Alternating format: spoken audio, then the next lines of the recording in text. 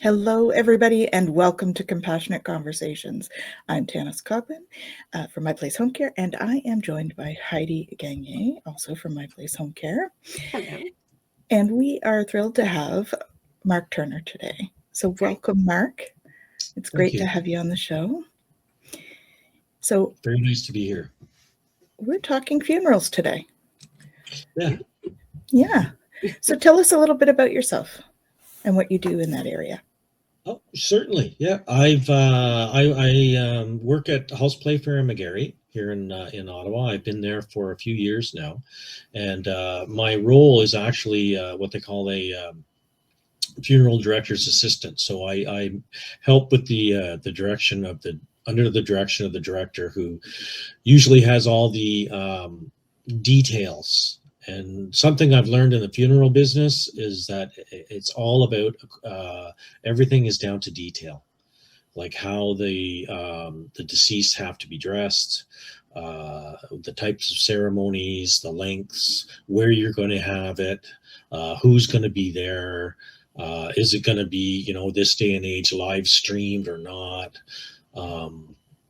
So that's basically my role there at Hulse Playfair and McGarry, and I'm 61, so it's a part-time thing for me, but it's one more aspect in my life that gives me the opportunity to give back to help people in bereavement.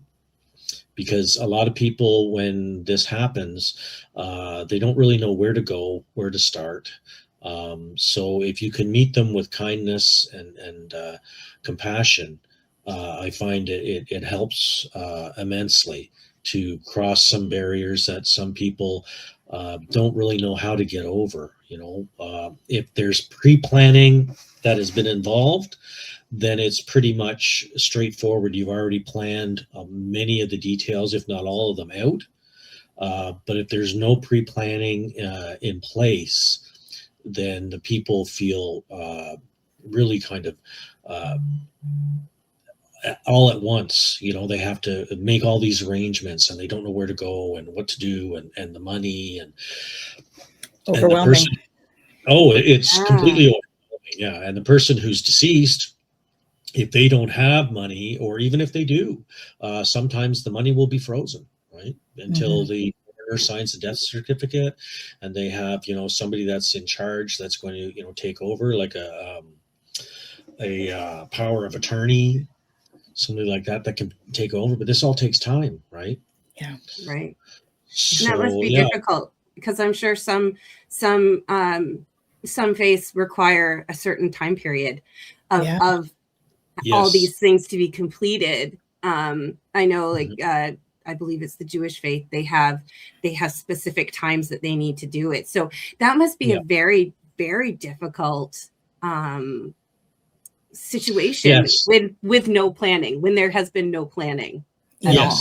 Yeah, or it discussion. is. Everything has to come together rather quickly, and we're very fortunate. We have somebody of the Jewish faith that's on staff, that's on senior staff, and she's been doing this for quite a while, and she's very plugged into the Jewish community. So she knows a lot of the rabbis and people in the synagogues, and she can really kind of get things done, rather than if you're unaware and you have to call around and you have to find the closest one, or the one that's available, or a lot of this, and people are trying to grieve in the middle of it. So it really gets overwhelming for some people, right? So we try to take all that away as much as we can to allow the family to grieve with their loved ones, right? And to try to find some kind of restitution in the fact that this person isn't going to be around anymore, and we have to get by without them. And how are we going to get through all this? And we also offer continuing care too, because when all is said and done, whether it be a cremation and end of life celebration, or if it's a service, a funeral service, and the casket is lowered into the grave site, and when that's all done, people are like, so now what? They don't really know what to do with their grief, right? Because now they have to go home. Like if they're a couple, they have to go home to an empty house, right? They have to. Like, what am I going to do? Yeah, especially if it's sudden in one of those situations where you weren't expecting it. Yeah. Yes. We had one fella who was skiing in Europe, and he had an accident and died. And they had to fly the body all the way over from Europe, and everybody was just like, "Ee." Yeah. And so that you have to work fairly quickly. The funeral directors that we have they've all been in the business for a long time, at least 20 years. There's a few that are fairly new, but to the best of my knowledge, there's only one college in Ontario, which is Humber College, that certifies people to be a funeral director. And that's a 2-year program. We have a few people that they finished their internships. One girl been with us for about a year, but most of them have been doing this for a long time. Right. So they're very well organized on what to do first and who to contact. They know the coroners. But still sometimes things arise, right? And you have to take care as need be. You don't want anything bad to happen, but sometimes glitches happen, and it's very unfortunate, but you try to take all that on so the family doesn't have to. Right. So then sorry, go ahead. You try to be the barrier and try to be the problem solver, right? Because they're looking to us for help, right? They don't know what to do, where to go, or how long to do it for, right? So we try to help them as much as we can. So to make sure your loved ones aren't in this position, what are some of the things we should do when planning for our own funerals? What are the first 3 things we should do when we're planning for ourselves? Oh, well, the first thing you should do if you're planning for yourself is call a funeral home and get an appointment with the director and sit down and talk to them about it. We have a pre-planning guide at McGarry's. I'm sure other places do too. It's a pre-planning guide that we let you have.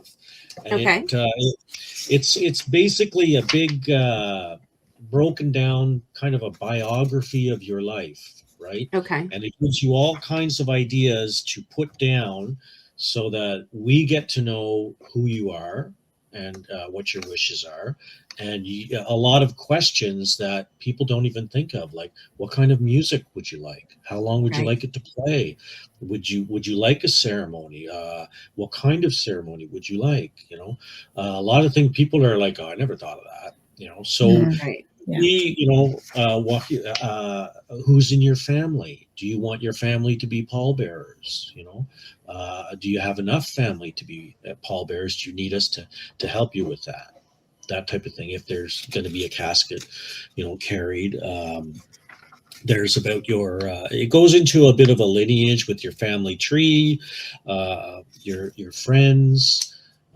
And because there's some printing that's involved, usually like the little cards, memory cards, or a card with the deceased on it. So we like to do something that's out of where the obituary, to let them know about the person's life. So we ask about your education, where you worked, what your hobbies were, did you volunteer, were you an animal lover or not, things like that. So these are all questions, your early years growing up. Excuse me. Where you went as an adult, did you get married, did you relocate, things like that. So it's a lot of who you are. And we get them to fill all that out. We leave that with them. Oh, I'm sorry. And we get them to fill all that out, and then we're in constant contact with them if they have any questions. And then there's usually a second meeting, and they bring a lot of the information to us. We give them things to do. In this booklet here, there's a place for bank accounts, account numbers, all that logistics that they would need to contact. things is first is contact the director, sit down and have a meeting with them and let them know what you're planning on doing. And we will help walk you through the whole process, whether you want to be cremated, whether you want to be buried. If you've already have a plot that you bought, you want to buy a burial plot. If you're going to have a cremation, there's obviously you have to purchase an urn. What are you going to do with that after? A lot of times family will take that urn home and decide what to do with it after. There's different things you can have done with the ashes. They can be, I didn't know this, I was just reading about this, but they can be solidified into a diamond and made into jewelry. Yeah, I've heard that. That's interesting. Yeah, very interesting. They can also be, the ashes can be solidified into like glass and made into like artwork. Wow. Very different stuff, eh? Yeah, and there's also sometimes you can get, I've seen where the family, everybody wants like a little portion to for keeps. And there's small glass vials that the ashes can be put into, and that's all done, you know, with a lot of respect and of course, you know, preparation and dignity, and that's what we try to make sure that, you know, everything is done out of respect, right? And right, because some of these things are very uncomfortable. You know, when when the person passes away, we have to get an identification, right? So the family has to come by when we get the body in from either the morgue or the hospital morgue thing. It's hard. Family have to come by and they have to identify, right? And that's very tough for them, right? Especially if it's sudden, right? Yeah. They don't know what they're doing. They're just like, wow. And then as soon as they see, you know, the deceased, there's a lot of emotion, right? It's a lot of emotion. Or if somebody's quite elderly, then, you know, maybe they're expecting it. And it's like, well, they're finally, you know, at rest and finally, you know, they can be at peace, right? So there's a lot of different things, you know, but it's really important to, I can't stress enough to make arrangements beforehand, because if you don't, then you're leaving all that stuff up in the air. And it is, you know, a lot of people don't have the money to make the arrangements and stuff, but, you know, we're willing to, I can't speak for all the funeral homes. I think they're all the same, but we're willing to work with you, make, you know, payment arrangements, down payments, just to get the ball rolling, right? Right. Even just to meet with the director and get some of the preparatory things done and signed and get it started. Because if you wait and something happens, then nobody knows. Where's his bank account? What bank was he using? You know, who do we contact? Who would like to go? Who would like to know that they're passed away? Right? Does he have colleagues, you know, or friends? Or there's a lot of information that needs to be sifted through. And of course, you can't get everything done. There's always going to be last minute details, but to get prepared for it is the best thing. Yeah. And I've seen sometimes where it's been thrown together and it's just chaos, you know, and people are grieving and people don't know where they're going or what to do. And it's added stress on the family that's really unnecessary, you know. So I can't stress. I'm sure that's where your social work background comes in as well. I'm able to support families through that grieving process. I've been in social work for a long time now, but over 25 years. And I've had to deal with, you know, with grief and grieving, the grieving process with many people. And this is why I think when I applied at McGarry's, I was just looking for, it's funny because 3 years ago, I guess 3 years ago, I was thinking about becoming, you know, semi-retired, and I'm busier now than I ever have been, which is kind of ironic. It happens to a lot of people when they retire. I know. Yeah. It's just, well, there's a need for it, you know, and the other job that I work at, I mean, there's a big need growing with homelessness and with, you know, mental illness, things like that. And so there's a bridge there, right? And a lot of times, you know, I can meet with families who have lost contact with somebody who's homeless, right? And then they pass away, and they're like, well, so now what do we do? And then we have that to work. Pardon me? that is a very interesting topic. I'm not going to go too personally in it, but I do know somebody who was estranged from their parent, and their parent passed. They were able to be with them, but that parent did not have a home, was riddled with addiction, and she really struggled with, like, what do I do? And all of a sudden, she was estranged for 4 or 5 years, and then all of a sudden she's now dealing with everything.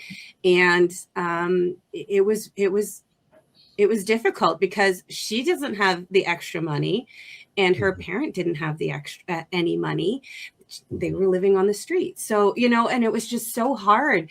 And I honestly had no idea how to support her at all in this whole thing. And she did find out that the city of Ottawa does offer some support in that sort of situation. But yeah, like it's, you don't think about that. You think, oh, well, I've worked on my whole life, I'm going to have money to pay for my funeral. Sure. Why not? But then how much does a funeral really cost? Like, what is the average cost of a funeral? It's up in the thousands. Right. If you want an extravagant funeral, or a funeral with a real high upgrade casket and servicemen and a limo and church service and things like that, graveside service, because unfortunately everything is extra, right? There's extras on everything. It can run you up to $10,000, right?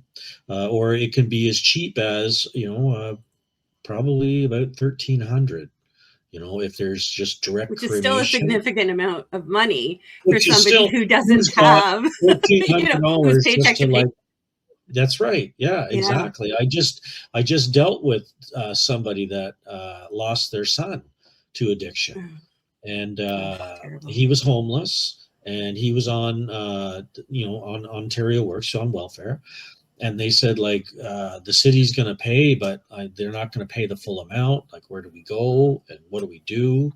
And so, there's other places that do offer some kind of support, like the Ottawa Mission. You can go to their hospice area and you can talk to them. There's the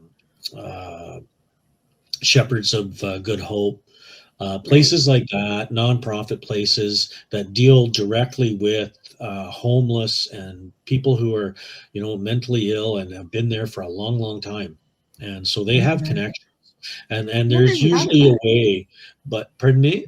I never even thought of that, to be honest, that those would be, that they would be able to offer the support and maybe help you go through the steps of taking care of that for your loved one who had addictions. That is those really great knowledge to know. Are huge because they deal with it all the time. Right. The mission has a hospice where people who are dying of cancer, whatever it may be, and they can't live on the street because they're too sick. They have to go somewhere.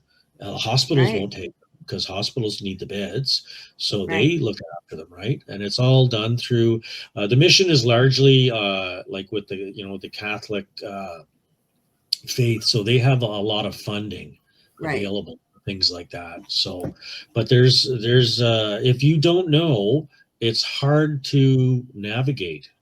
Where am I going to get these services? Who offers what? How can I make all this stuff come together in one day for one ceremony? Or even with the family that I was dealing with, I mean, they had him cremated, but then there was the internment. What are they going to do what am I going to do with these ashes? So they had him interned, but that all costs money, right? So you have to talk to the the cemetery, and there's always arrangements that can be made, because everybody in this business, from what I've learned, they all understand that we get saddled with this somehow. It's our loved one, it's our estranged loved one, but we have to get it together somehow, right? And so everybody understands, and they're all, usually very compassionate and very willing to work with you. But you're right, like even a $1,300 bill, a lot of people don't have that money, No. Yeah. You could do it how our family did it for my grandmother's. When she passed, she wanted her ashes spread on the St. Lawrence River in a section of where she was raised. Her father back in the 30s bought a cottage, and she spent her summers there up until 85, 86. So she wanted her ashes spread. Now, apparently my family likes to be funny because her 3 daughters, my mom and her sisters, made tissue paper balls and called them mom bombs. Okay. Which we then threw off the cliff into the St. Lawrence River, and also tossed a flower as well. But that's where it was one section where she would always canoe with her friends, and they would have picnics in this area. So we mom bombed the St. Lawrence River. But you know what? Sometimes humor is the only way to deal with that sort of pain as well. Like in our family, my husband and I, we use humor to deal with all those things. So I do feel sorry for any funeral director who's going to deal with either me or my husband when it comes time to it, because generally we will have to use humor to get through it, because we don't know how we don't know how. And you're not alone in that, because grief takes many forms, right? Yeah. Right. And a lot of people, are in denial of grief. They don't believe that they're gone away. A lot of people get very angry. Mm-hmm. How could they, just leave and never? They're just gone. There's a vacuum there, right? And people deal with grief in many different ways. I must say that dealing with ashes, scattering of ashes, it's not legal. I know. There's in the American side, it's fine. Yes, and I know everybody does it, or quite a few people do it, but you're not supposed to scatter human remains. And my personal view on that is that's personal. Like, if you have a sacred place, then that's up to you. But yeah, I that's something that I didn't realize when I first got into this business. I thought, well, really? I thought everybody did that. And they said, oh yeah, but you're not supposed to. You're not supposed to. With, being buried with your pet. A lot of people want to have their pet cremated after they go away, and like when the pet passes away, and have them interned with their pet. You can't Egyptian do that. style. Really? You can't do that as well. It's against provincial law. Really? Wow. Yeah. So there's a lot of. Here's some more information to know. Everybody kind of looks the other way. But you have to, like, if it's at a cemetery, the person who owns the cemetery, that's liability. They won't do that. But if it's a private graveyard or a family tomb type of thing, then maybe you could do that. But yeah, these are the legalities, that you have to be faced with. And it's like, well, what? You can't tell me what to do with my mother, my father. I'll do whatever I want, And people get ugly over it. Yeah. Yeah, there's a lot to think about. Yes, there's lots to think about, and then there's the whole how if you're going to have a visitation, if it's going to be an open casket, and getting back to you might have to find out what you want the person to be wearing. And if there's jewelry, a lot of people want, oh, mom always had this necklace or rings. We'd like them on for the service, but they have to be removed after to be given to the family they wish. Right. Because you can't cremate the rings or jewelry, right? Because it'll just clump, right? So you have to have them removed. And so there's a lot of different aspects of questions on, and everything is according to detail, right down to when the family comes in, and sometimes we have special little pins that the family will wear to identify them as family. So family from friends. Sometimes family will want a few minutes alone with the deceased before they open it up for visitation, so we have to allow that. And I had one fella who brought the deceased's dog because the dog was with the person all the time, and he showed up at the visitation with the little dog under his arm, and I was like, oh, okay. He brought a crib, which was good because we put the dog in a little crib, little playpen, but it was different.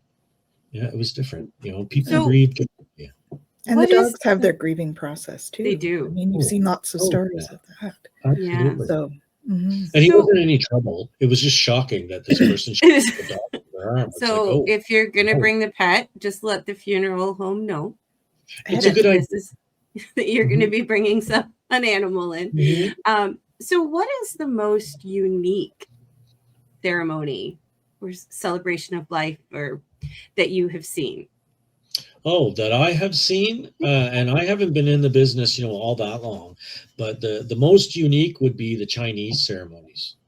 Okay. The Chinese are very, very different. Either that or really Orthodox Catholics, especially with Spanish people. Chinese have a ceremony where they burn incense. Right. So there's always incense burning around, and they give out envelopes. Everybody gets an envelope, and in the envelope is some candy, and there's money in the envelope. Okay. And the Chinese superstition, I guess it is, or a ceremony that you can't leave the funeral home without eating the candy, and you can't go home without spending the money first because it's a bad omen on the spirit. So they have to stop at the store and spend the money, like if it's a couple of dollars to buy a coffee or whatever they do. But yeah, they always, on their way out, they're always madly opening these envelopes so they can get the candy eaten and go and spend the money before they get home. Wow. I had no clue that was a thing. That's very interesting. Huge. Chinese funerals are usually huge. And the other one was really Orthodox Christians, especially Catholics, being like Spanish people. They'll have flowers. Like, wow, I've never seen so many flowers. It's the first time I saw a rosary made out of roses. It was quite something. That's beautiful. We wanted it draped all the way like around the casket, so we had to pin that all up, and it was quite something. Very beautiful. Ornamental. Yeah, very expensive, but so that was quite different too, So, but there's also Hindu. There's Muslim. I haven't been actually asked to attend any of those yet, but I imagine the day will come. Jewish is the other one, which is a little different, but it's fairly along the same lines as a normal Christian service. Mm-hmm. Yeah, I'd say the most abstract would be the Chinese one. Yeah, it was definitely the most different. Do you find that the different faith ceremonies they obviously have a very different way of showing their respect, but do you find anything where they are celebrating the joy of the person, or do you find that they're very somber? Because I find some funerals are very somber, but then I've been to a few where it's just like, oh my gosh, let's talk about this person because he was just so wonderful. And I feel like, I hope that's mine. Like I would, do you find anything that any particular ceremony that's more joyous than somber? Well, I definitely think when the deceased is expected, when they're old, or when they're maybe they're battling cancer, everybody's kind of primed and prepped, and it could happen anytime. It could live for a month, could live for 6 months, we don't know, and everybody's a little bit more on board with that than when it's sudden, and especially if it's young. If it's somebody in their 20s, or heaven forbid a child, there's no joy there. No way there. I've attended a few children's funerals, and there was one that was on the radio. A girl at Vorlage, 13-year-old girl, died on the ski lift. Yes, and she's 13. So that's going to be like, she went out skiing for the weekend with her friends, and all of a sudden she's not there anymore. There's not going to be any joy in that. There will not be any. No, there's not any joy. Celebration. So all you can do, all we do as people that work at the funeral home, and we try to comfort them as best we can, and try to reach out for them. We also have a continuing care program for bereavement. So we have bereavement. A lot of the funeral directors study in bereavement counseling, and people can continually contact us and talk to us, and gives them a venue so that, I never had time to say goodbye, and now I don't know, like, they have a lot of stuff they want to say, a lot of things they want to, speak to, and they feel, violated, feel robbed from that, right? Right. So we try to extend that out to them. A lot of people, we try to help them in trying to, create a ceremony so that they can be more in acceptance of the passing, right? Maybe you can write them a letter, and you can take it out somewhere quietly and burn it and give it up to the heavens. And maybe that would help you with closure, things like that. We try to give them some kind of direction where they can get their head around the fact that the person is not around anymore. They're suddenly gone, and they shouldn't be because they were young, or sudden death, and they just don't know how to accept that, right? How to take all that in and be okay with it. It's not a matter of, you're never okay with it. You learn to manage it. And the only way that I've seen to learn to manage it is through ideas of helping people to navigate around their feelings, Yeah. Mm-hmm. Yeah. Oof. And it's not a linear process, grief, No. I mean, there's the stages of grief, the Kubler-Ross stages of grief, but people don't go through that in a linear way either. No.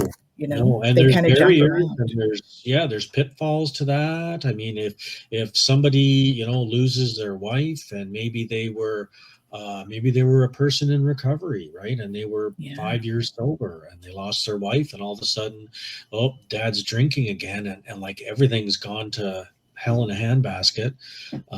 There's a lot of emotions around that, right? So first and foremost, they're trying to deal with the death, and then they're trying to deal with this, and it's a lot on the family, right? So we try change management, right? We try to be there for them as much as we can, and the one thing I learned about with funeral services, and that, especially like with visitations and that, I don't know about other funeral homes, but at Hulse Playfair and McGarry, we let them stay as long as they need. So if the funeral is from, say, 4 to 5 and then 6 to 8, say there's a couple of visitation hours, right?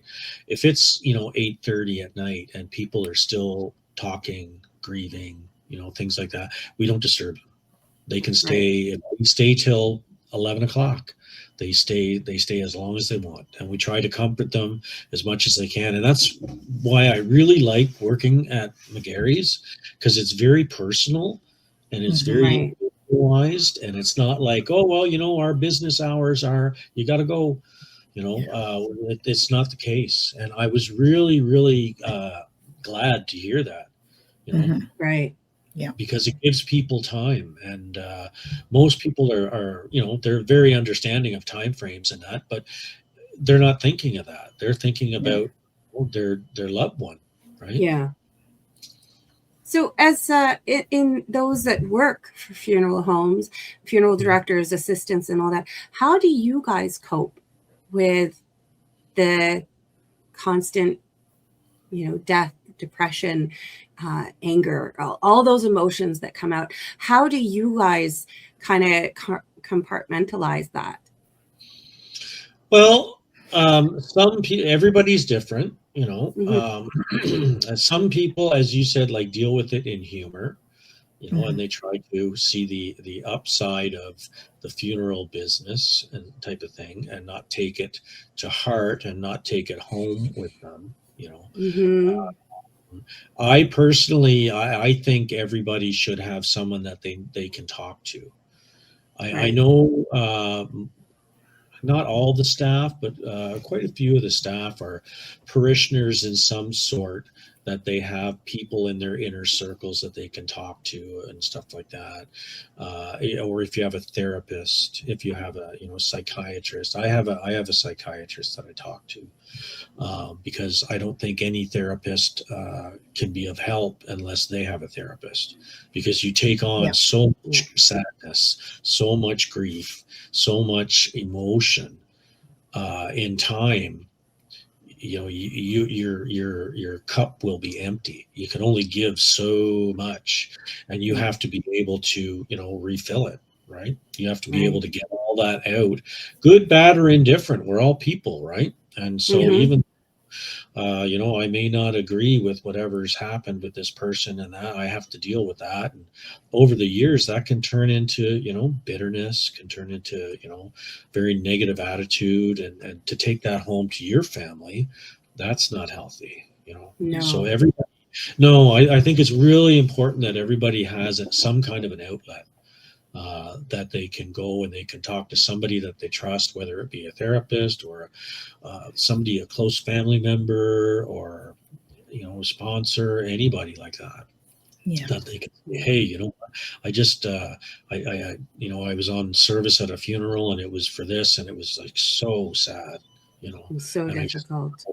I just don't know what to do with that, because it's heartbreaking, when you see some of the tragedies that are sudden, right? Or heaven forbid, like murders, things like that. Yeah. I mean, right. It's like, wow, this person didn't deserve that, and you have to deal with that, right? And it's really important, because I'm not going to be any good to anybody if I'm not well mentally. Tanys and I have had that conversation many times in industry too. Your business, yes. Yeah, I've had to learn. Right? Yeah. I've had to learn how to do that, because I can't help everybody. And I feel regularly like I'm stuck between a rock and a hard place.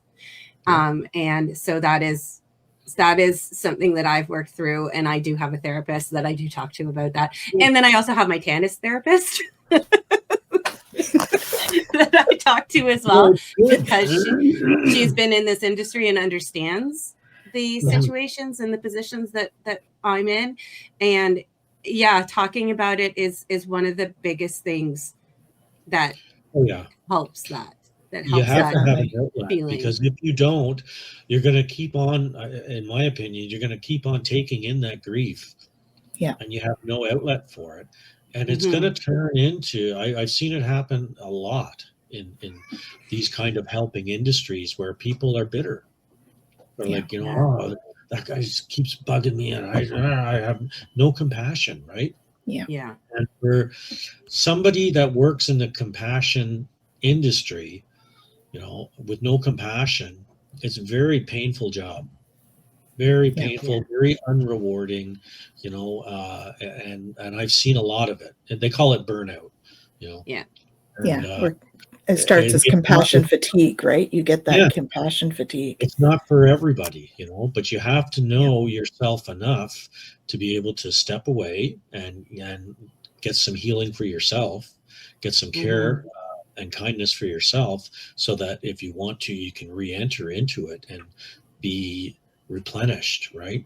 Because it's only fair to the person that you're trying to help, right? That's right. Yeah. It's not fair to be mean to somebody who's not well and who's passing away, who's dying of cancer. Yeah. And you're really, ugly with them. I mean, that's not fair. No. And you guys must see a lot of that, in your field. Yeah. I mean, caregiver fatigue from the caregivers, like family caregivers. And, we do have to keep an eye on our caregivers as well, our PSWs and stuff that go out, because they're faced with that a lot. And, our clients a lot of them are elderly, and there is that component of when the client passes away, supporting them through that, because oftentimes when they're in the home with the clients too, they get very attached, because you can't help but do that if you're a compassionate person. And so it is a true loss. We have gone to, I've been with the company since 2022, and I've been to 5 funerals already. And I generally, when somebody passes, their family member will contact us. If they pass while we're currently with them, then obviously the caregiver has an idea of what's going on. But we've actually had families contact us a year later and let us know that this person has passed. And generally I said, are there any service information? I would love to share it with the caregiver. And it gives them a time to kind of say their goodbye as well, if it's been a while, So I find that it helps some people. Other people are just like, I can't do it. There's too much of a connection that's hard for them. But I went to I went to a service of a client last spring, and I drove the caregiver with me, and the hug that she got from the client's wife, I was just like, okay, just give me a minute. It was just that hug. And, and then the family, like who I've spoken to multiple times, coming over and hugging me. And I was just like, I'm the paper pusher, right? Like I'm just the communication, but but without you, Heidi, they wouldn't get care. Right.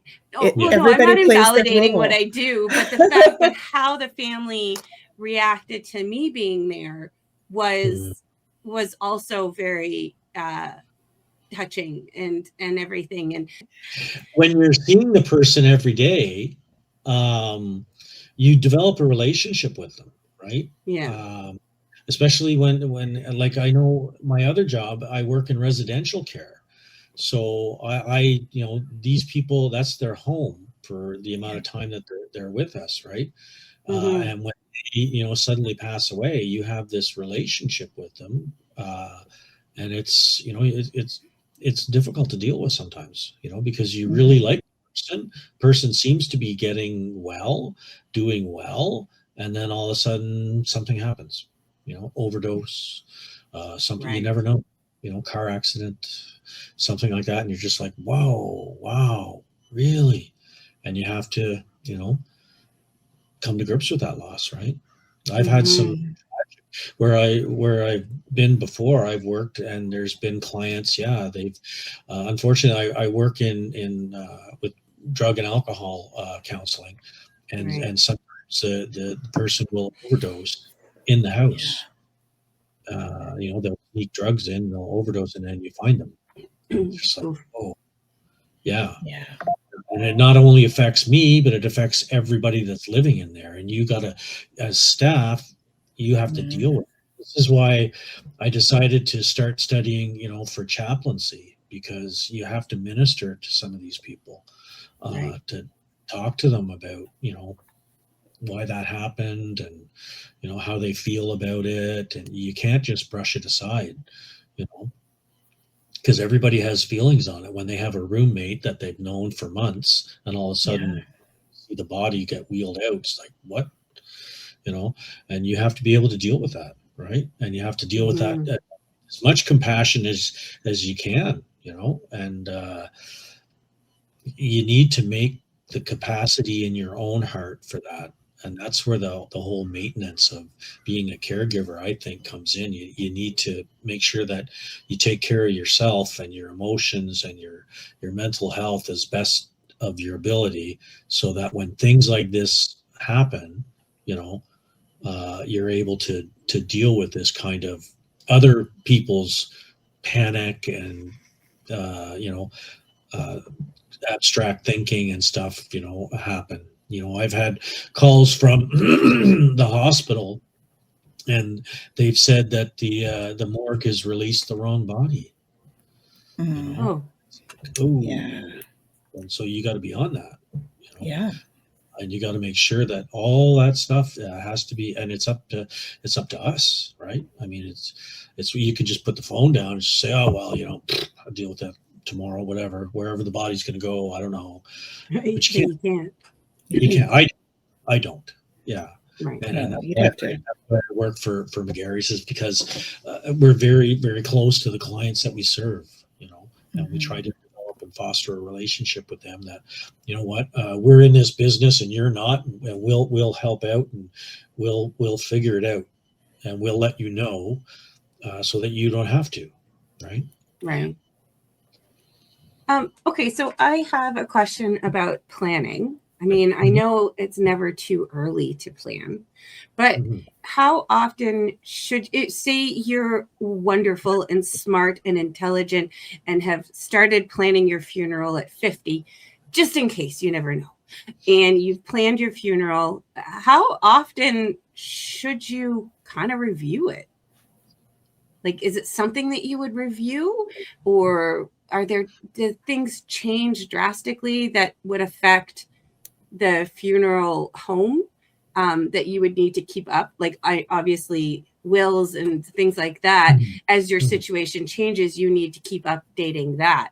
But what about if you've planned something for your funeral? Is there something that you should, maintenance wise? The only thing that I've seen into play recently is if you pre-plan, okay, and you have all the arrangements, you meet with the director, you say, this is what I want, this is the way I want the service, this is who I want to, you get all the details out and you prepay it, right? And say you live for a long time, say you live for 20 years after that, but it's prepaid, right? So you paid $10,000, say, for it. In 20 years, 25 years, the cost of that has gone up maybe substantially to $15,000, $20,000, right? Right. You don't pay that. You pay what you paid, and that's all that you pay. Oh. It doesn't go up with inflation. And that's something that I thought was a great idea. Yeah. The incentive to pre-plan, because if you're going to live a long time, if it's 10,000 now, by the time I pass away, it could be 25,000. But if I get it paid now, they'll lock it in at that. So something else to when you're trying to get your affairs in order, it's something to consider, right? Because if you don't, if you just make the arrangements but never actually purchase the plan and go through all the details in that, well, the price is going to go up. So that when you do, it's like, oh, well, they have all these things written down, but they never made any arrangements or anything. It's like, well, we can take all those, but now you're working with a different set of figures, different budget. Yeah, right. And that can be devastating to a family, depending on if the person's estate is held up or frozen, or who knows what they're going to run into, right? Yeah. And that probably happened. I'm sure the whole frozen, even if you have everything lined up and you have everybody available, there's always that something can happen where an account can be frozen. And that is really, really time consuming as well, because then you have to fight that and figure that out. And then that delays everything. Like, it's, I guess, I mean, you can't plan for absolutely everything. No, but you can't. And if you have a life insurance policy, like we usually are the go-between between the life insurance the life insurance company and the family. So we'll offer to sort of step in and say, okay, so this is what needs to be done, and this is what needs to be paid for, this is what needs to be not paid for, and so they offer that as part of the service, right? Wow. Okay, so here's a weird question, possibly. Do you always, if somebody dies, do you always have to go through a funeral home, or can you do it on your own? What would you do with the deceased? I guess that would be, you would always have to have some aspect of funeral home services through that, even if it was just organizing that. Yeah. Well, you'd need a death certificate for sure. Right. If anything, just to close off the person's finances, if the person owned a home, what to do with the mortgage, you need proof of death. So you need to get the coroner involved, and it's usually hand in hand. And if the person has, no money, doesn't want to get involved with it at all, we'll still, we get involved, but only to a limited capacity. because they don't want to have anything to do with it. But we have to treat the deceased with respect and make sure that it's dealt with appropriately, because we're the ones in the position to deal with it. Right. So you can't just, take them home in the backyard, and no, that doesn't, I mean, maybe a long time ago, maybe, but nowadays the world is so technical with social insurance numbers and all that kind of stuff. It has to go through some type of legislation and order, and there will be a funeral home and a coroner's inquest and stuff eventually. So you have to deal with all that stuff. So it's better to, it's certainly better to. Yeah, we've seen a lot of the problems we've seen with people who don't plan is you'll have a power dynamic in the family. It'll be a brother and a sister, and they'll be fighting. Well, I want it this way. I want it that way. And, I want them here. Well, I want them there. And they fight, and that's probably one of the biggest problems that a funeral director has to overcome, is that, okay, you guys have to come together for the betterment of the deceased. And what are you going to do? If the person was born in Newfoundland and they want to bury him in Newfoundland, maybe he passed away in BC because he's been living there for 50 years. Right. What are you going to do? Right. So now, do funeral homes have to follow like power of attorneys? Just like, I mean, we can't do anything if the power of attorney says no. Is it the same for funeral homes as well? Pretty much. I mean, it coincides with the person's will, and the power of attorney is charged with, exercising that will. So whatever's written in the will, the power of attorney has a responsibility to follow that through. They can't sort of, break away from that and say, well, I know that's what it was in the will, but, and if there was no will, the power of attorney gets questioned. Like, well, what would you want to do? What would you think is best? And, and that's when it can get a little bit more, the waters get a little bit more muddier. But as anybody who takes on a power of attorney for somebody, I would hope that they realize the ramification in that, right? If I'm going to take that on when you pass away, there's going to be a lot of people coming at me asking questions. And what do I want to do with this? When do I want this to happen? All this kind of stuff. Do you want the body transported to a different location? I mean, that's a whole logistics thing in itself. Eh? And we've taken bodies in coaches, out of province and driven them, to different places. And the one thing that I liked about, that I found out about funeral homes is we usually have a common courtesy with one another.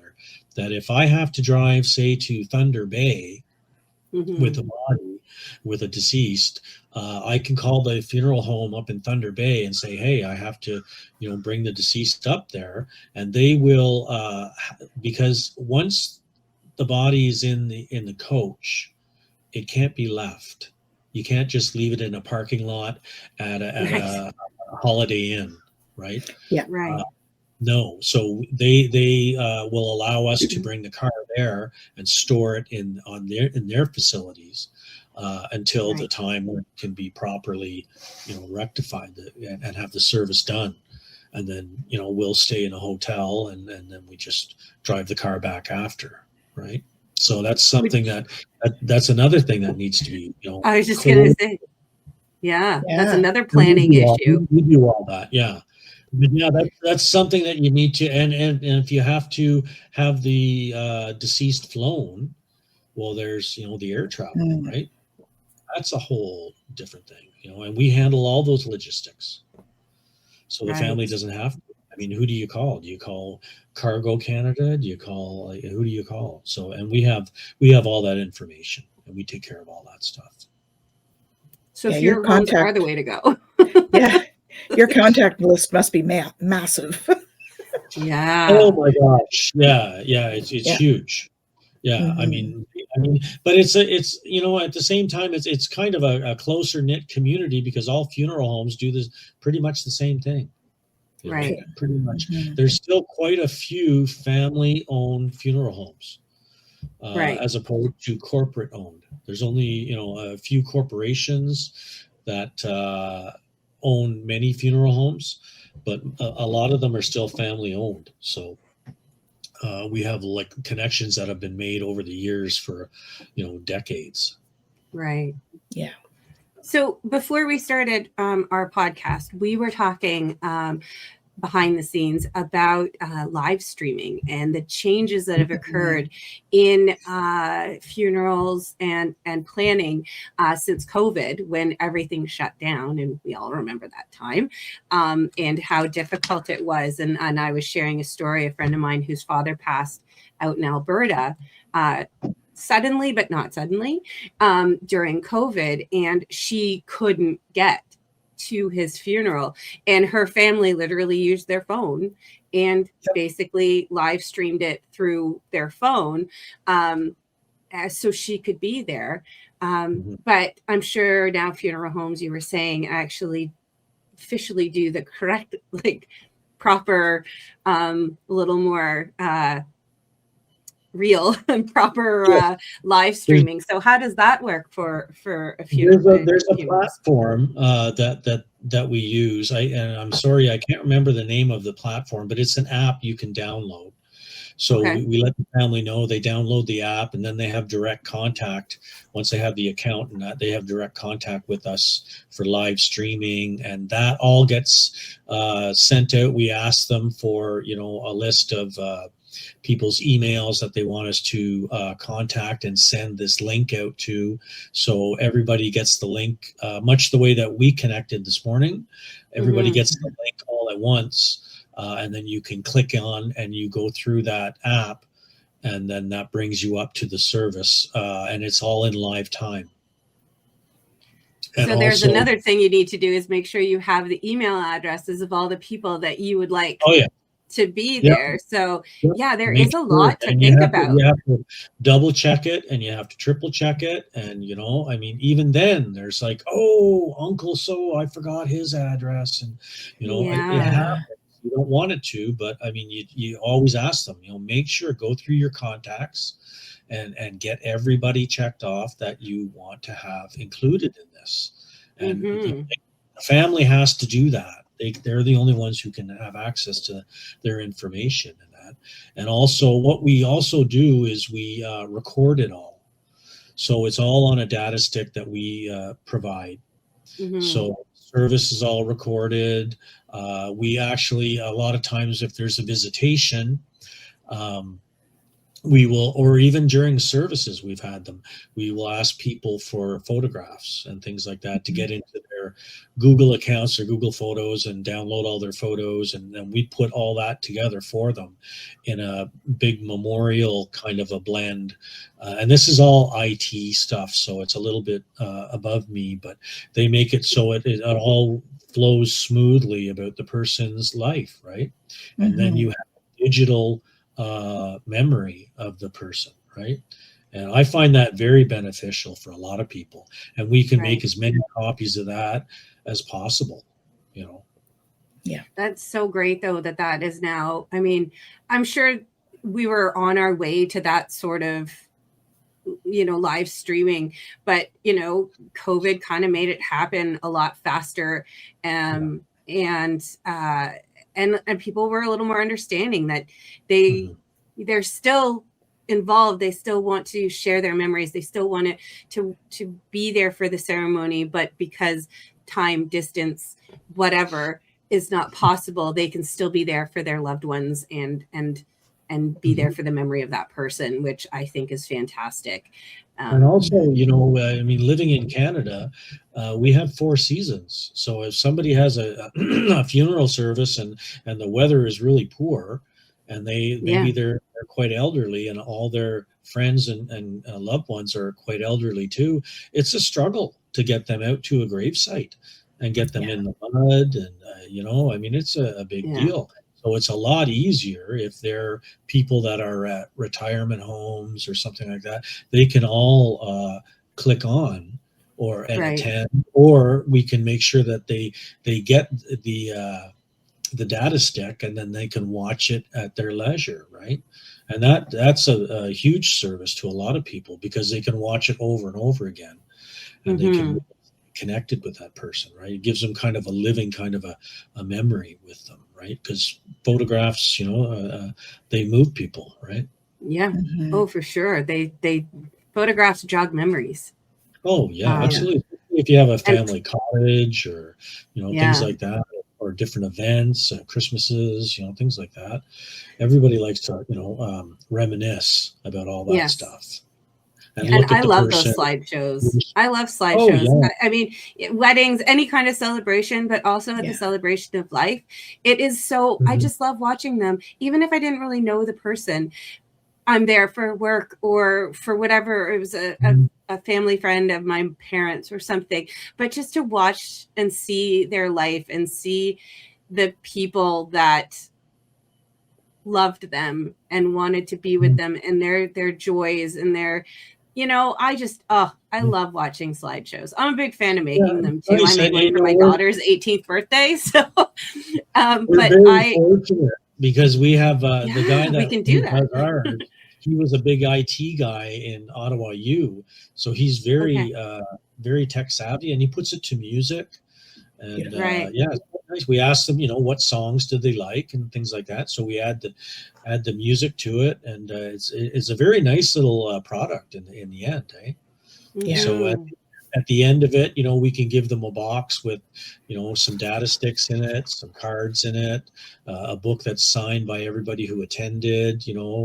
We also offer framing. If they want to bring in a picture, we'll have it framed for them, and we can either have it on display and they can take it home with them, things like that. These are all different things that not a lot of people, well, it would be nice to have a nice picture of them, because people never think of that, right? But then if you can get a nice snapshot of somebody and have it blown up and framed properly, it means a lot to those people.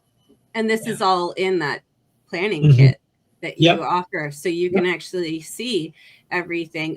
Before we talked, I did Google funeral planning checklist, and there was a lot of homes that have that online, and so that is a really good idea to use that checklist, and it will help you think about the things that you might not think about. So what's one thing, because we're coming up to the end of our time. So what is one thing that you would let everybody know to make sure that they think about for their own funeral that nobody would really expect, that you would normally think about? Like, what is that one thing that every time you have to or help with a funeral that wasn't planned, that everyone's like, oh, I don't know. That wasn't planned? Yeah. Probably the most glitches we have are usually with like arranging clergy. If they want a church service, if they don't know clergy, they're just like, oh, well, Uncle Joe used to go to this church all the time, we'll do it there. It's like, well, who's looking after that? Well, I don't know, that kind of thing. Or who the pallbearer is going to be. Okay. People can say, I don't do that. They just don't like to be around death. Right. So you have to make sure that you have 6 individuals that are going to step up for it. Right. So these are things that get missed all the time. You're standing around and you got 3 pallbearers. It's like, where are the rest of them? It's like, there is nobody else. It's like, oh, so we have to step in and help them, right? Help them out. Those kind of things get left behind all the time. Okay. So pallbearers and pallbearers and clergy, because they're an extension of the service, right? They're not so much the deceased, and they're but they're extensions that people don't really think about, but were maybe a big thing to the person who's deceased. If the person was very religious, it's very important for them to have a service at their church, right? Well, who's going to conduct that? And, the readings, and is there going to be readings, and, what kind of service, and all this stuff has to be, taken into account. And that's usually the stuff that gets missed up until the last minute, between that, and sometimes we've had catering issues where people would want it catered at the last minute. And it's like, well, we can't just wave a magic wand and poof, it's catered. It's like, oh, I never thought about having, coffee or having sandwiches, or, now they're getting into things with alcohol. So you have to have somebody who is a safe server. Yeah. So that all has to be taken into account. So it's all those sideline things as part of the service that aren't directly involved in the service that you have to take into account. Okay? Those are most of the things that are missed. But, at McGarry's, the directors are very well trained, and they usually go through all that stuff. That's why it takes more than one meeting, because there's too much information. You have to let people sit with it, write it down, mull it over, talk to people at B, and then get back to you. And then they take that back, and then they sit with that and they arrange it. And I know it's all time constricted because the person has maybe been deceased, so you're working on a time frame. But these are all things that you have to, I'm going to give you all this information, take it back home to the folks at home, and get back to me the day after tomorrow. So you have a day and a half to sort of get back to me. It's still under constriction, and I don't want to stress you out, but we need to make sure that, and the other thing too that happens that I've unfortunately seen is you forget to have the certificate of burial at the time the person is going to be put into the grave site. You need to have a signed certificate of burial or else nothing happens. And sometimes everybody's standing around. It's like, well, who's got the certificate? It's like, well, I thought you got it. No, I thought you got it. It's like, nothing happens then until you get that certificate. And again, unfortunately, that's a legal thing. Yeah. They can't say, well, let's just go ahead with it and we'll bury him. We'll get the certificate later. It's like, no, you need to show us that he has to be interned in this plot of ground, or else nothing happens. So that's a big, you can forget everything, but don't forget that envelope. At the time of this, don't forget that. It's very important. And that's on us. We as caregivers, we make sure that that's taken care of. Whoever's doing what they call the lead in the service, whether it be me driving the coach, but before I leave, it's like, okay, well, so where's the papers? I must have them before I go. And that's the responsibility that you take off of the family, because they're not thinking of that. No. It's all the details. And we do have a book, and you can stop by Hulse Playfair and McGarry, or you can go to hpmcgarry.ca, and I'm sure you could probably download that. And we'll have it'll be below. It'll be in the comments. Oh, okay, sure. And you can contact any one of the staff. They'd be more than happy, or contact me, and I'd be more than happy to answer any questions. And if I don't have the answers, I'd be certainly happy to find them for you, for sure. Awesome. Well, thank you so much for your time today, Mark. It's been very informative and eye-opening. Yeah, for sure. Yeah, I know. I've really got my eyes open working in this business. I had no idea. No idea how much detail there is involved, right down to the flowers and how you want them arranged and all that stuff. There's a lot. The music, where people are going to sit, because sometimes families don't get along. So you got to keep them. Absolutely. Well, we appreciate your time, Mark. Yes. And we'll end it here for this episode of Compassionate Conversations. And thank you all for joining us today. And we wish you a wonderful night. Okay. Thank you, Mark. Very much. Okay. Bye now. Bye-bye.